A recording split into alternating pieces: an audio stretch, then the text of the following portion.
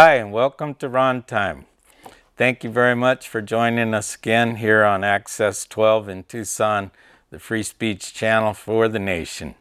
So, last time we talked a little bit more about my challenge to the President of the United States to engage in a game of horse to determine the outcome of the signing of a proclamation called Harry Anslinger Day, which will be April 20th, 2013, a day of national service for community gardens to grow cannabis and hemp in the United States to turn our economy positive and to turn people positive, knowing that there are 2 states that it's fully legalized for recreational use. 8 more states since that time have begun the process of legalization for recreational use. Since that time, 14 more states have begun the process of legalization for medical marijuana, and 3 states are in the process of legalizing cannabis as a commercial crop.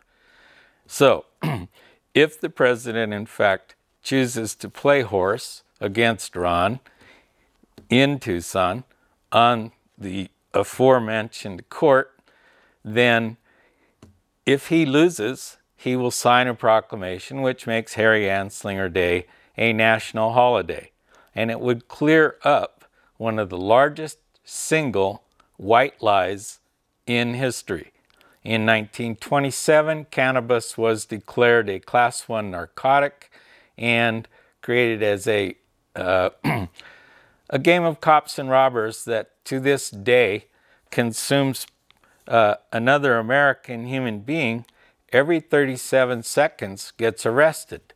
So that means that every 37 seconds, the beginning of a process that ends up in a court, that ends up in a prison, that ends up in probation, that ends up in debt, happens over and over again because a white supremacist racist had cannabis declared a Class 1 narcotic in 1927. State by state and government by government. 37 seconds. Imagine that. Another American just got arrested for cannabis. Well, let's start the timer again. So here comes another one. Since that time, Raul Grijalva and other members of the House of Representatives have actually sponsored a bill which would take federal prosecution out of states where it's either legal for consumers to use and or legal to be prescribed as a medicine, so that the federal government, with its scant resources, according to Eric Holder last fall. See, there goes another one. What do you know? Another American just got arrested for cannabis. Every 37 seconds. In the first 4 years of Barack Obama's presidency, that's 2,773,120 Americans were arrested for cannabis, a Class 1 narcotic, more dangerous than Class 2 cocaine or Class 2 heroin. So, it's time for the United States to recognize that we've created a never-ending cycle where we've generated the largest prisoner population per capita on Earth in any period of time. There are now more prisoners in America than were ever held in the gulags of Tsarist Russia. There are now more black men in prison for drugs than were emancipated by the Emancipation Proclamation in 1850 when they were made no longer slaves. There goes another American being arrested for cannabis. Can you imagine that? Well, I'd also like to ask you to support House Resolution 38 in the House of Representatives, which would recognize National Emancipation Day, marking the 150th anniversary of the end of slavery in areas of rebellion, and the significance of the Emancipation Proclamation in the struggle for equal rights and freedoms afforded to all United States citizens. Well, let's talk about those equal rights. If 4 out of 5 prisoners in the United States are people of color, and the majority of them are being held for drug abuse, doesn't it say to you that this is a very sophisticated, modern 21st slavery system? Because mandatory sentencing, 3 strikes, you're out, and continued lobbying by law enforcement agencies, police unions, pharmaceutical companies, alcohol and tobacco corporations, cannabis is still a Class 1 narcotic, more dangerous than cocaine or heroin. And every 37 seconds, another American gets arrested for cannabis. So, the United States now holds 4 out of every 5 prisoners in the world. 4 out of 5 prisoners in America are people of color. So, Eric Holder, Attorney General, it's time for you to live up to the statement that you made last fall, saying that the scant resources of the federal government would not be used for cannabis in states where it was legal for medical marijuana or for recreation.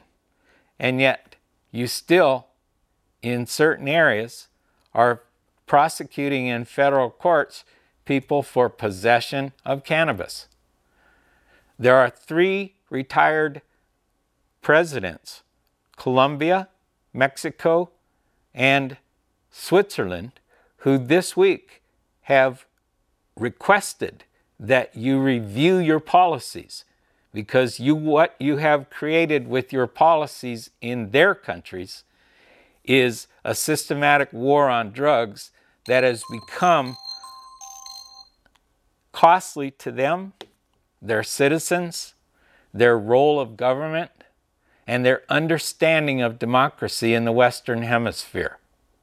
So, if in fact you signed the proclamation that I sent you declaring Harry Anslinger Day a national holiday, you would legalize cannabis and hemp, the 2 crops that are both considered controlled substances that are allowed to be imported from nations where they're legal to grow, and prosecuted in the United States where you can't stop the supply issue. So, it is time to revisit. By the way, that was another American being arrested for cannabis.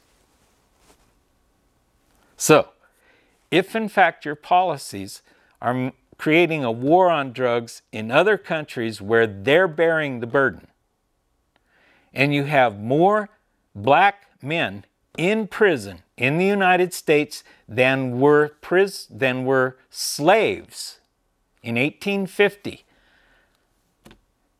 creating Harry Anslinger Day as a national holiday would liberate more people than the Emancipation Proclamation.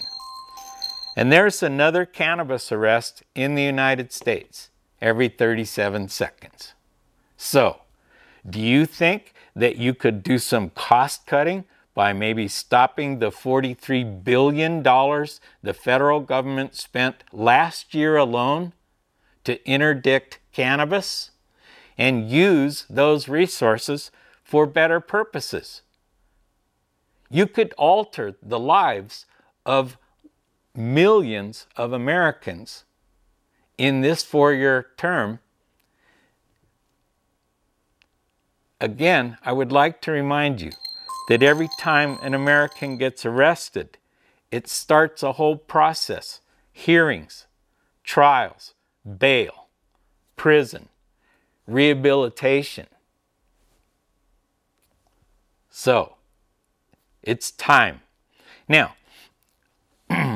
last time Rontime was on, I got a call from a minister here in Tucson who said he's praying that the president will sign my proclamation and make Harry Anslinger Day a national holiday, legalizing cannabis and hemp. Excuse me.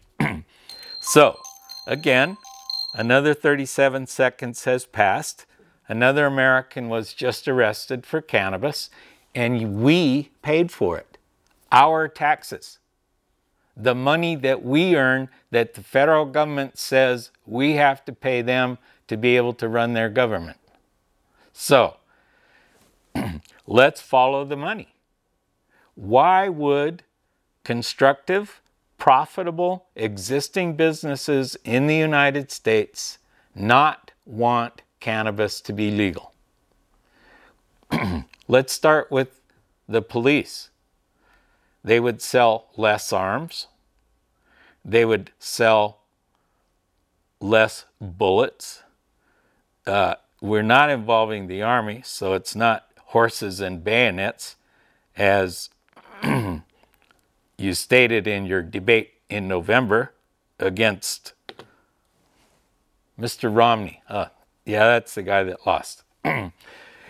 And when this minister called, besides offering prayer for the people that are arrested for this and the people that are in prison for this, he asked me for some information.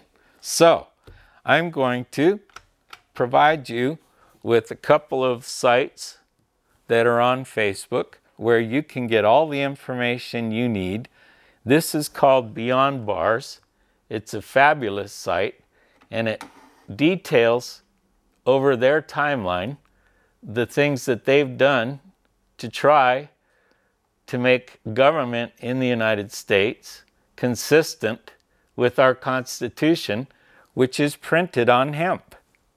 So, here's Beyond Bars, a wonderful source of information. Here's another one that I really, really like. This is called Grow Food, Not Lawns, and it encourages people to become organic gardeners and spend their time in the dirt, touching plants, growing little babies, and making the place more accessible for medical marijuana and hemp to be homegrown crops. Something that you can do for your society and your community to make a difference in a world that was formed from a large white lie. Oh, I don't know what that means. Okay. Anyway, I would encourage you to go to Beyond Bars on Facebook, and I would encourage you to take a look at Grow Food, Not Lawns.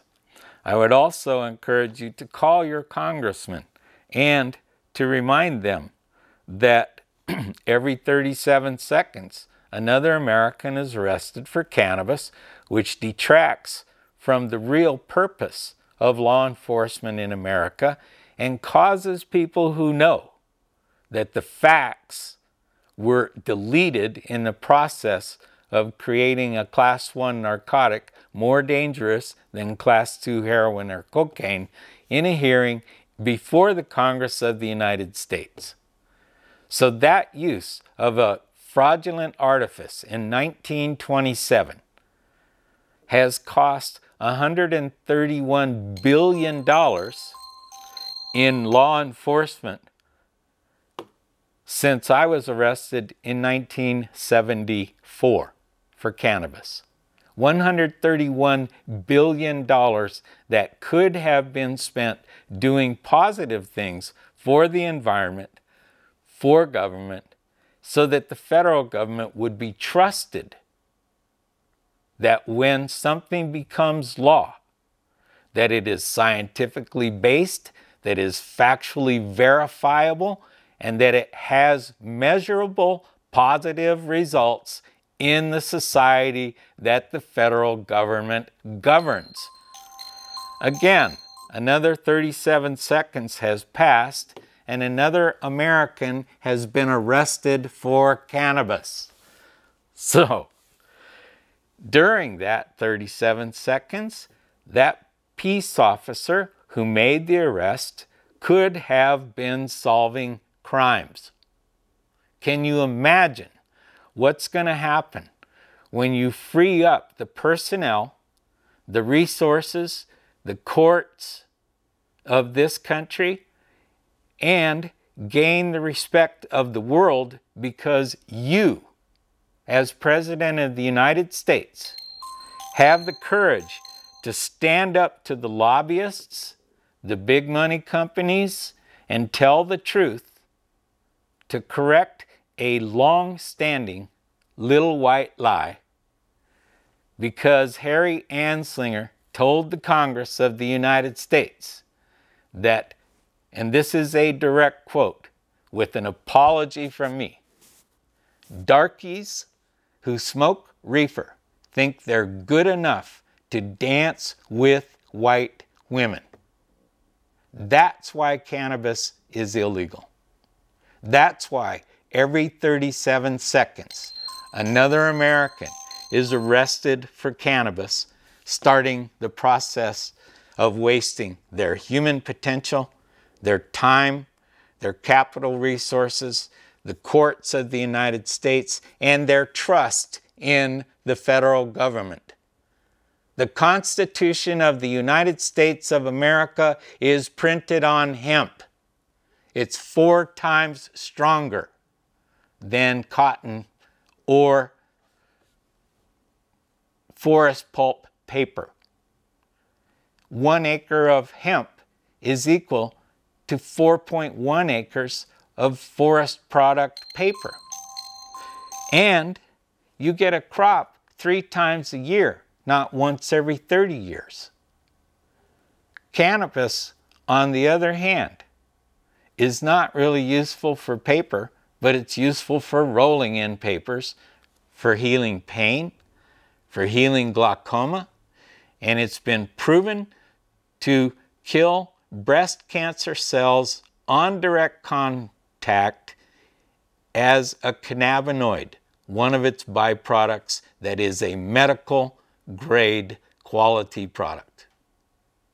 So it is really time to fall in line with the Constitution of the United States, to declare Harry Anslinger Day 2013 a national holiday of service to community gardening, to the growing of hemp for hemp for processes, for fabrics, for building materials. In fact, for building materials, let's take a look at another one. Over here we got a hemp house. The walls are made of hempcrete. 37 seconds, another American's arrested for cannabis. Okay, even the plastic windows are made from hemp. So you have a product that's termite proof, that's fireproof, that's mildew proof, and it's more energy efficient than concrete. So you get energy savings of up to 70% without a sacrifice of strength. And it's a renewable product that consumes far less power in its processing than anything made from cement. As you can see, another American just got arrested for cannabis. Can you imagine that in this day and age? I have difficulty with that. So, if you want to know the whole story about cannabis, please, by all means, go to cannabisnationradio.com and you'll see that cannabis was made illegal when the federal government predicted that all government printing would be on hemp and not traditional papers in 1916. So there were a number of very wealthy, pardon me, another American just got busted for cannabis. Wealthy Americans who owned newspapers, who owned hundreds of thousands of acres of conifer forests, where they planned on destroying those forests to make paper to sell newspapers to people in the big cities, including Randolph Hearst, one of the wealthiest Americans at the time of this classification of cannabis and hemp as controlled substances. So you can see that there's a way to grow our economy. And there are two plants that would grow our economy with a higher impact. Sorry, another American just got arrested for cannabis. Can you imagine that? In this day and age. Okay, so by making it illegal to grow hemp in the United States, you've eliminated plastics, you've eliminated chemistry, you've eliminated building materials, you've eliminated fabrics that have to be imported from other nations where it's now legal to grow hemp. It should say, made in USA. That would be the United States of America, where our Constitution is printed on hemp. Another 37 seconds, imagine that. Another American just got arrested for cannabis.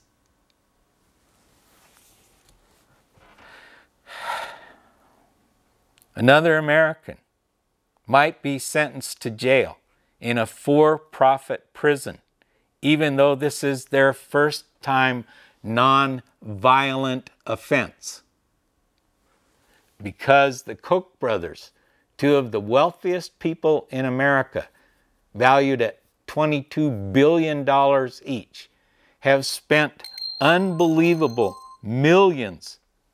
Another American just got arrested for cannabis, lobbying to keep forest products on top, to keep hemp illegal. And through their Legislative Assistance Resource Council, to write legislation state by state, giving mandatory sentencing, pardon me, to first-time nonviolent drug offenders so they can go to work in a Koch brothers owned prison that is for profit and that contains 4/5 a population of people of color. So 150 years ago, the Emancipation Proclamation is signed, releasing a smaller number of slaves than would currently be released from American prisons if you changed the drug laws. You have the encouragement and the request of retired presidents from other nations asking you to move to put your policies in line with the current world. So that every 37 seconds, I don't have to remind you that another American was arrested for cannabis.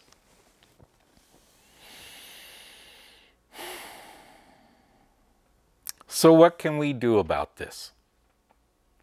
We can talk to our representatives. We can research the facts. We can talk to our doctors. And we can talk to each other. Another American was just arrested for cannabis. The process starts over again. Paperwork, bail, sentencing, hearings. How long can this go on? Well, this is Ron time. I'm here to ask you to use your God-given right as an American citizen to ask for the freedom of more Americans than were released from slavery. It's time. The logic is there. The science is there. Humanity will support you in this move. This will literally be a larger Emancipation Proclamation than Lincoln signed. It is time for you to act. I don't care if we play horse. I don't care if we shoot baskets. I don't care if we sit down for a conversation. It's really time for you to sign the proclamation, Harry Anslinger Day 2013. A day of service, clear across America, in every community where gardens could be planted with hemp and cannabis to begin the economic growth of our energy independence. Hemp oil is as pure as biodiesel, as pure as petrodiesel, can be burned immediately in a diesel engine, and it produces 30% oil by volume, a crop that takes 120 days to grow. If instead of sending the Saudi Arabians $175 million a day for crude oil, you farmed 500,000 acres of hemp in the United States, you would equal that purchase. And every 37 seconds, I wouldn't have to remind you that another American was just arrested for cannabis. So, as I sit here before this picture of my beautiful beach house in Sonora, Mexico, where recreational cannabis use is not against the law, and the corner of my state, Arizona, touches the corner of Colorado, where it's legal to have cannabis, I'm asking you to re-examine your policies and make a clear statement of leadership for our time and for all time, so I don't need to remind you that another American was just arrested for cannabis. Okay? So this is what free speech is all about. Please take this opportunity to look into these websites I've shared with you, to make a difference in your community, to become active, and to show leadership. Thank you very much for your time, and this here is Ron Time. Have a nice day.